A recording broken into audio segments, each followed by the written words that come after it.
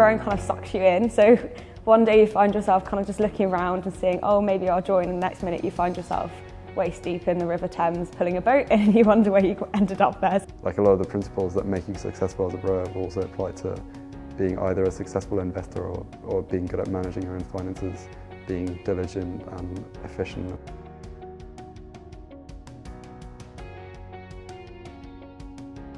We trust in the programme, so you trust in the result. Like the coaching's so great, the setup's so great that I think we stand a really good chance, yeah. So I learnt to scull when I was at school in sixth form, but just very recreationally. And then when I came to Cambridge, I started to learn as a novice at my college. So I learnt to row and to cox in my first year, carried on rowing, and then quite small, so I decided coxing might be more up my street. So in second year I carried on coxing, and then did Dev Squad and decided to trial.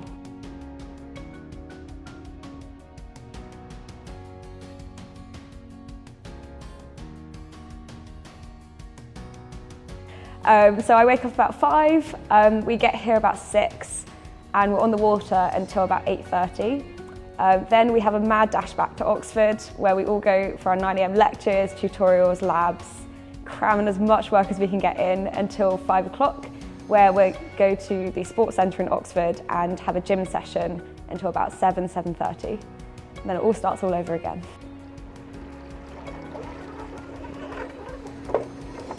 Rowers definitely have a certain attitude, and that's why as a team we find ourselves so close to each other after a season, even despite the amount of time we spend together.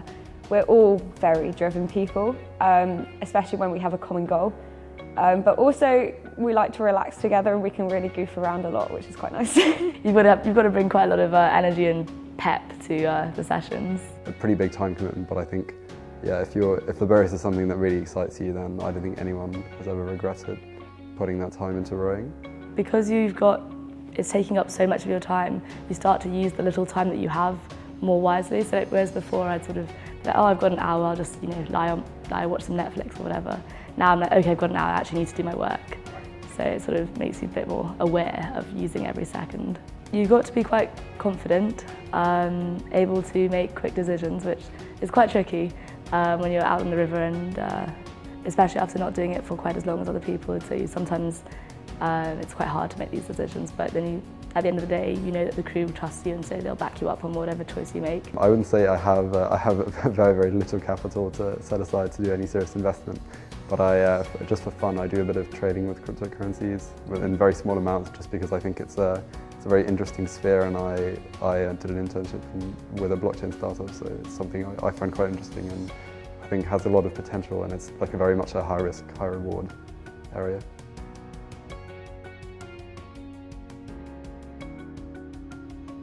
So setting up a stocks and shares ISA and investing in various funds is something that I've done a bit before, and I've been taught to do a bit by my dad, so that's sort of something that's, that I know about and have done a bit of in the past. And I took a year out between finishing school and coming to university and worked and earned a bit of money, and I think he kind of took that as an opportunity to grow the money I had, but also teach me a few lessons about managing my money and stuff like that. So in that year I invested some of what I had, and it did okay, and I think that was quite a good lesson in terms of what can be done. When I was in sixth form, I had more independence anyway, because both my parents work and I was travelling quite far to go to school. So that's when I first got my first debit card.